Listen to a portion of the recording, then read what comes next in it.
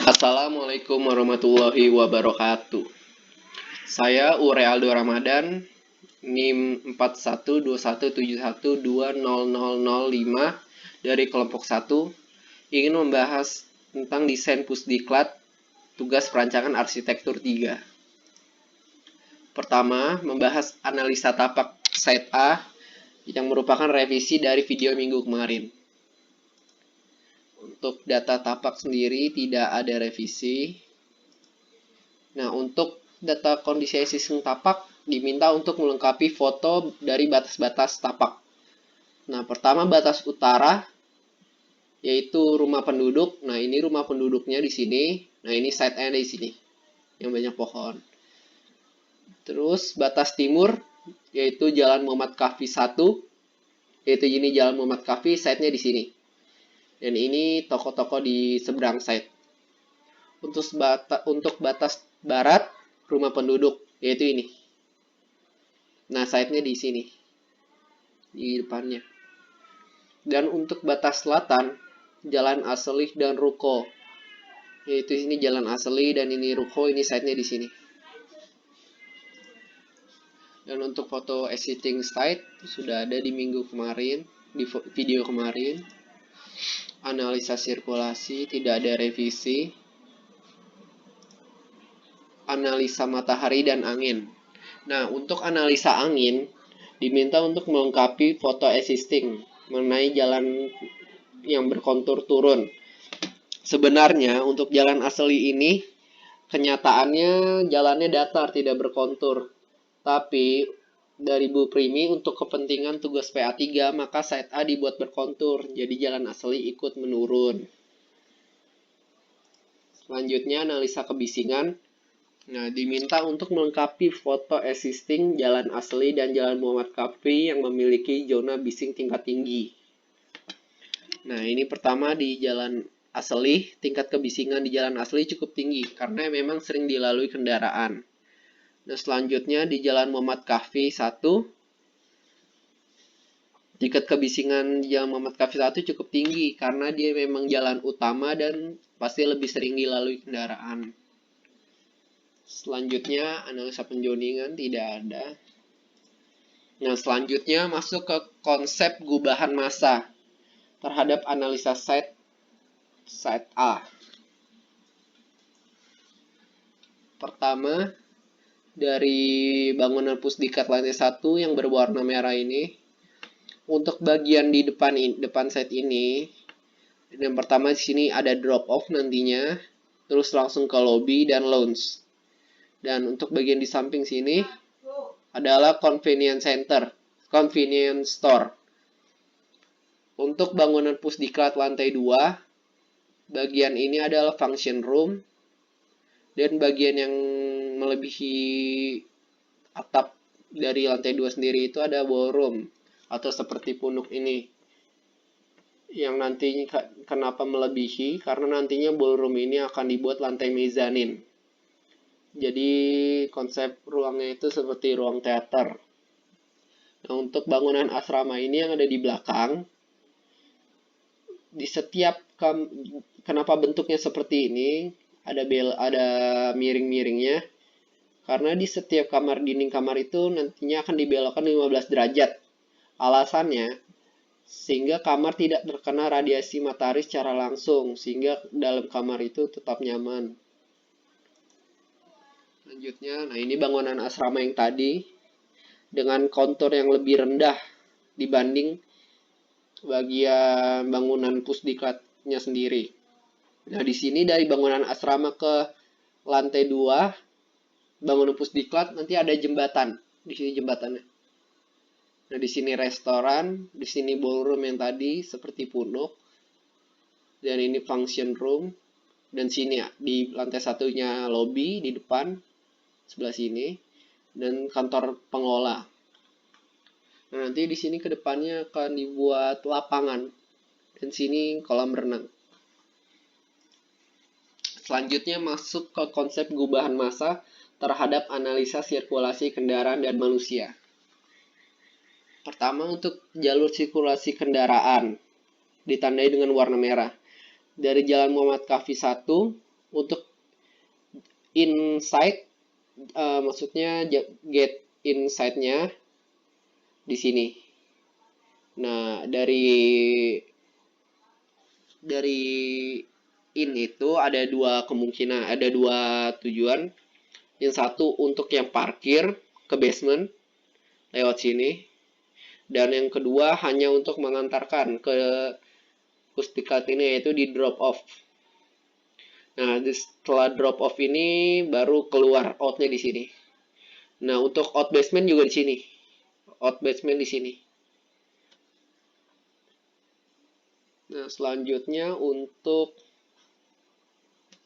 jalur pedestrian yang dari Jalan Muhammad Kafi 1, untuk yang setiap bersinggungan dengan jalur kendaraan atau bertabrakan harus ada zebra cross sehingga aman. Pertama di sini, kedua di sini karena bersinggungan dengan jalan kendaraan yang ingin ke basement. Selanjutnya jalur pedestrian yang dari jalan asli. Di sini diberi zebra cross juga. Oke. Selanjutnya konsep beban massa terhadap analisa matahari. Untuk bangunan lantai 1, area publik yang warna merah didesain agar tidak langsung terkena sinar matahari, sehingga ruangan menjadi nyaman dengan cara bukan kaca yang tidak banyak di area depan. Karena untuk di area lobby dan lounge ini, jika terlalu banyak terkena sinar matahari, pasti di dalamnya tidak akan nyaman. Maka, untuk bukaannya itu sendiri diusahakan tidak terlalu banyak. Bisa diberi banyak bukaan, tetapi jangan yang langsung terkena sinar matahari itu sendiri. Nah, itu dinding kacanya di sini nih.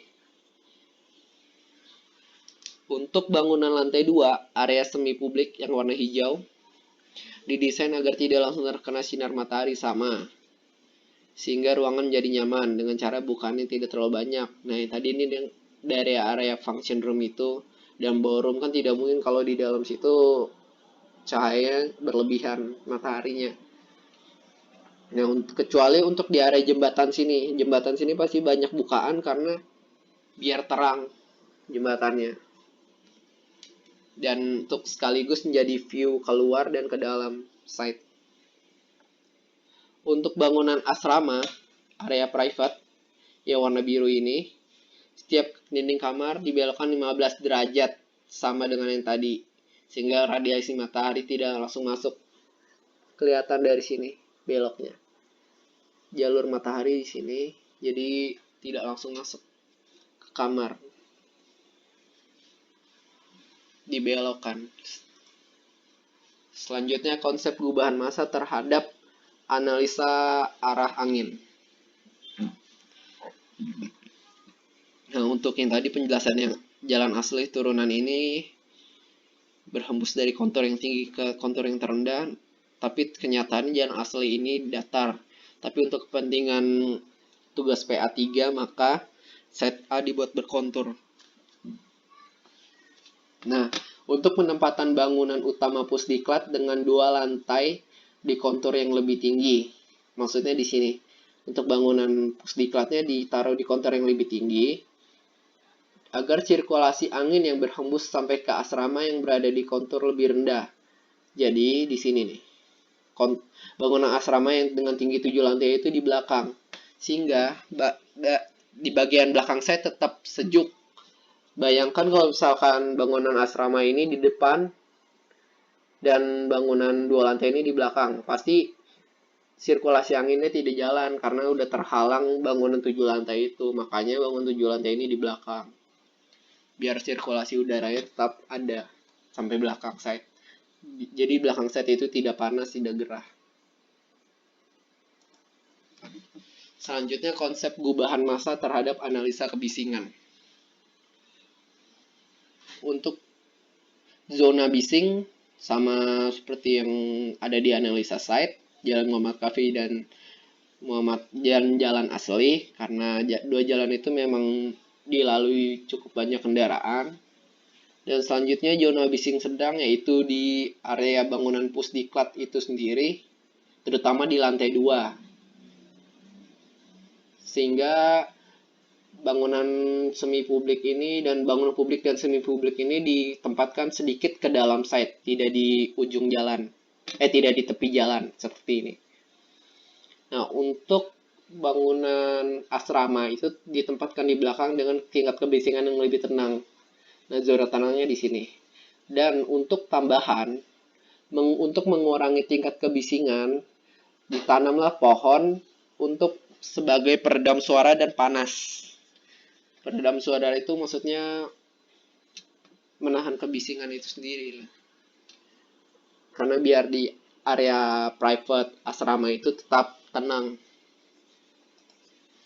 Selanjutnya, konsep gubahan massa terhadap penzoningan. Pertama, di zona publik seperti tadi, seperti yang ada di analisa site maksudnya. Dan selanjutnya zona publik ada di bangunan pusdikat lantai 1. Untuk bangunan pusdikat lantai 1 masuk ke zona publik di mana boleh diakses oleh semua orang. Untuk zona semi publik, bangunan pusdikat lantai 2 masuk ke zona semi publik di mana tidak semua orang boleh masuk. Dan tentunya di zona private yaitu asrama, karena hanya boleh orang yang berkepentingan masuk, karena emang zona pribadi. Nah, selanjutnya konsep gubahan massa terhadap kondisi pohon existing. Nah, di site A ini sendiri ada 3 pohon existing. Nah, pohon existing yang pertama sini di sebelah selatan site, selatan di sini, akan dimanfaatkan sebagai peneduh area taman. Nanti ada di block plan penjelasannya. Ini pohon ini di sini, nah itu tamannya di sini. Selanjutnya pohon existing 2 akan menjadi peneduh di area teras lobi bangunan di sini. Dan selanjutnya pohon existing 3 di sini akan dijadikan sebagai inner court dan sekaligus menjadi view dari kolam renang. Nanti ada di block plan. Nah, selanjutnya kita masuk ke block plan yang terakhir. Nah, di block plan ini sendiri sama seperti gubahan massa yang tadi. Untuk ke site, get inside di sini. Ini area drop off untuk parkir bus. Ini untuk parkir mobil outdoor untuk orang yang mungkin orang-orang penting. Nah, ini out dari drop off. Jadi di sini masuk, ini masuk basement, di sini drop off, outnya di sini. Nah, ini outnya basement di sini. Selanjutnya, ini bangunan 2 lantai pusdikat. Nah, kolam renang di sini inner court. Ini bangunan asrama 7 lantai. Nah, ini yang tadi dibilang dibelokkan 15 derajat karena dari timur ke barat kan di sini mataharinya. Nah, jadi belok, tidak langsung benar-benar menerima. Selanjutnya ini lapangan outdoor. Nah, ini yang pohon existing tadi jadi taman. Nah, sekian video tentang revisi analisa site dan gubahan massa, konsep gubahan massa dari saya. Terima kasih. Wassalamualaikum warahmatullahi wabarakatuh.